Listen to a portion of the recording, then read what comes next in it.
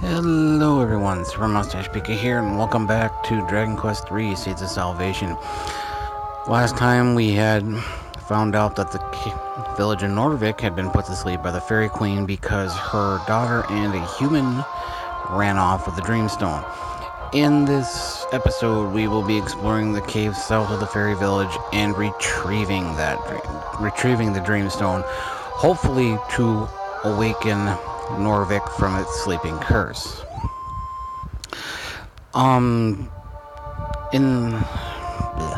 Excuse me, sorry. I'm trying to collect my thoughts here. Usually when I play this, like when I remember first playing this game, this would be the area I would come to after I had helped the King of Romeria retrieve his stolen crown from Robin Hood. Or Robin Hood, even though that's not the names in the NES version.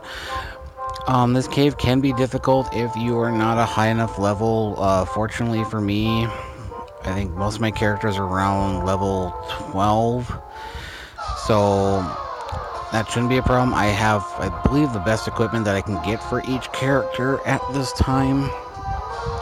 But we're going to be dealing with a lot of monsters that have debuff spells and status effects. Like right here, we're facing a morphine mushroom. It has the ability to use a sleepy breath to put everyone to sleep. Also, it can put you to sleep with physical attacks. And the other one was the I don't know what it was called, but anyways, here we have Dracula Vlad. These guys can cast Crack, which can do about 25 damage per to a single character, more or less, depending on the resilience. So that we got to look out for. And then here we have a vial of holy water. I do not use those. Those will keep weaker enemies away, but those aren't good at all. I have never found a use for them anyway. So, but as we explore this cave, like I said, I remember playing this, on the NES when I was a kid. It was kind of scary. It was you weren't expecting it. You walk in thinking, oh, all the other caves, the Path of Promise wasn't that intimidating. Here, there's winding paths, and if you don't know if you haven't played this game before, or if you don't have a map available, you can get lost. Here we just got mini medal number 9. We're one away from getting the next item from the mini king. That's what I'm just going to call him. I know it's not the mini king, but once we have 10 mini medals, we'll be able to get an item that's going to help Lollipie definitely become probably the best character in my group for the majority of the game. Earlier you saw we were speaking to a priest, and they said there was holy water, an area of water that was holy, and that's right around here. And this was the other monster I was talking about, Bull Mustiff. These guys will cast Kasap, and I've been very lucky with only coming across maybe 1 or 2 enemies. I just remember playing this before, and I would get bombarded by like 5 or 6 monsters. They would get a first strike, and I would get hit with Kasap, then sleep, and then crack, and then be wiped. As you see there, this spot here, because it's a holy area, as the priest said, that spot will replenish our HP and MP to full every time. So if you want to do some level grinding here, you most certainly can. This one here, right as you see there, crack just did 24 damage, and then they can hit hard. Especially if they hit with Kasap. As I mentioned before, Kasap will decreases your defense by 50%, where Sap does 100%. So, but yeah, Lollipie and the group they're taking some hits. As you can see, I have her out in front because she has the highest defense. I believe she has about 69 defense, where Kuro Ken has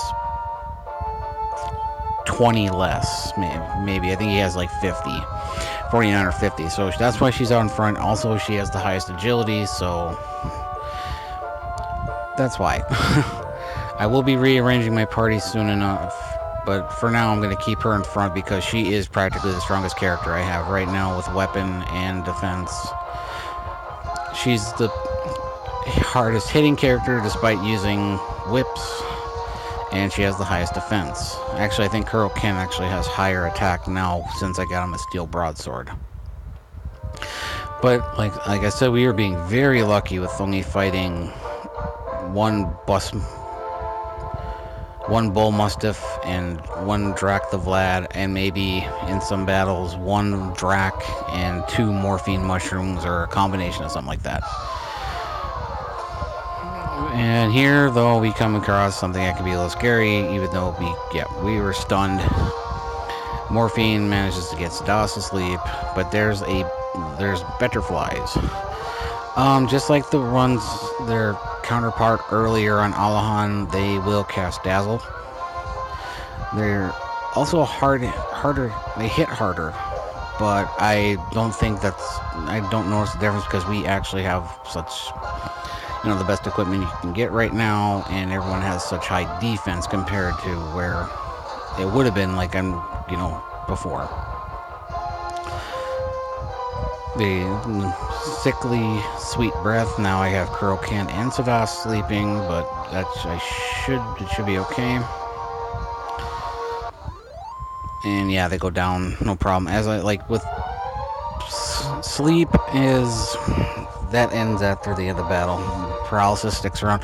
There's one more status ailment we have not come across, and that won't be for a while. And here we get a gold rosary.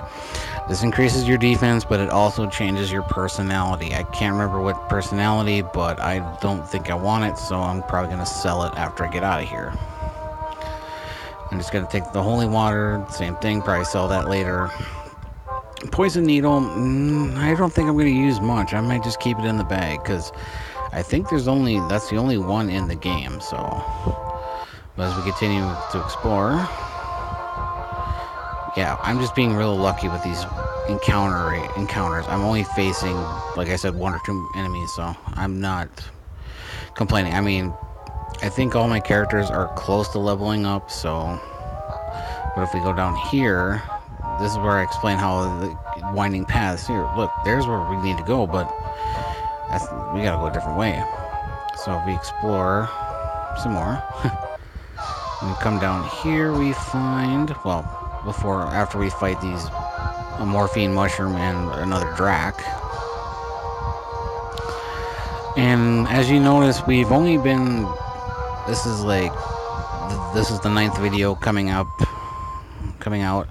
and we can already see we're only on the 2nd continent, and we're already dealing with multiple color swaps of monsters on the same continent. So yeah, I think when we get later on in the game, it's not as much, but here is what I'm worried about. Here, 3 bull mustiffs and 3 morphine mushrooms. If I get put to sleep and they cast Kasap twice and it hits everyone, that could lead to a party wipe if everyone is asleep. Fortunately, no, I take 2 down already. All of them are down, so I'm not worried about losing my defense. However, I could still fall asleep.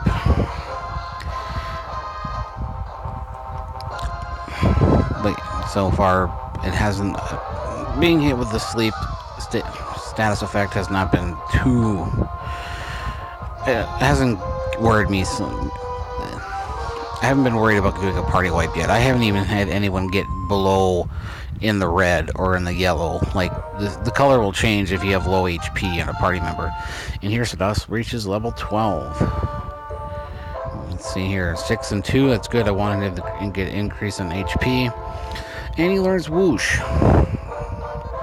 In the NES version, I believe this is called Infernus, which they make it sound like it's a lightning spell. This is more of a wind element spell. And this is another fight. I don't want to. This could be troublesome if we're not careful. We can get dazzled, we can get sleeped, and we can have our defense basically wiped out. I did get Sizz, so we're gonna try that. I can't remember. I don't know all the monsters' elements and their weaknesses. We're gonna use Whoosh. Oh, excuse me. We're gonna cast Whoosh and Sizz on the butterflies to see if we can get rid of them. One run, so that helps. And took some hit there. Sadas is the only one that got hit with Dazzle, so that's fortunate. One Bus Mudfit is gone.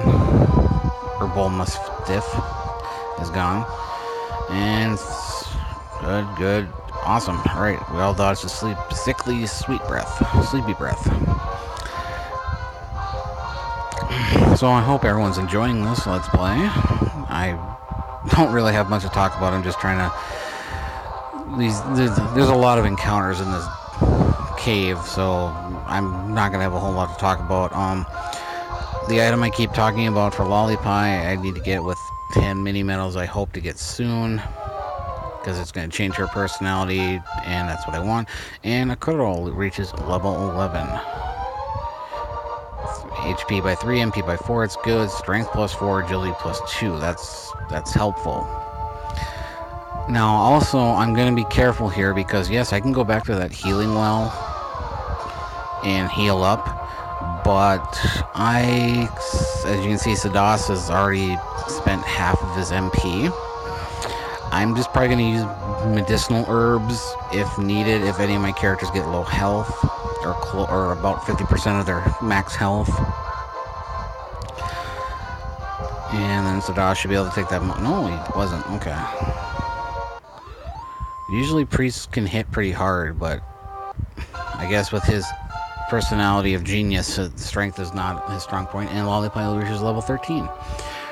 Good in stats. Oh, good. And learn Nose for Treasure. This is actually a good spell. I believe it doesn't cost any MP. No, it doesn't, and lets you know how many treasures there's nearby. And there's 2 more left on this floor.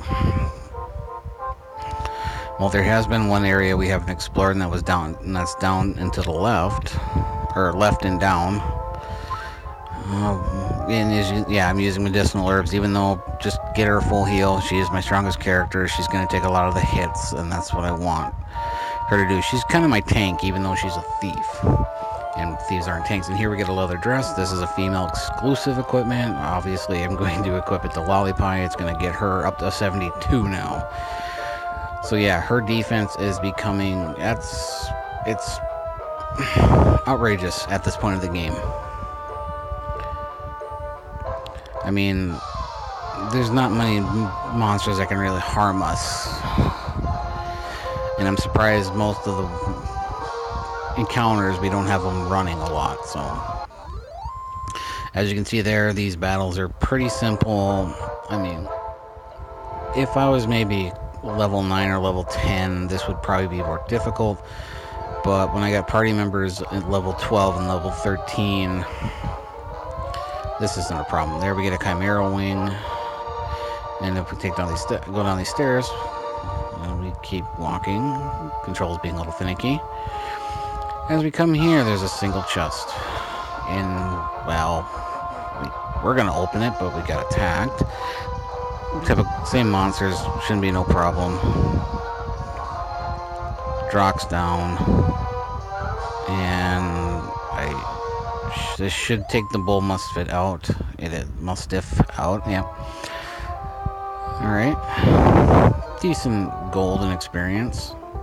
Open the treasure chest, and what luck, we have found the Dreamstone. The Fairy Queen this is what she wanted. And then we said, well, there's something carved on the underside of the lid, and it's, dear mother, I hope you could forgive me.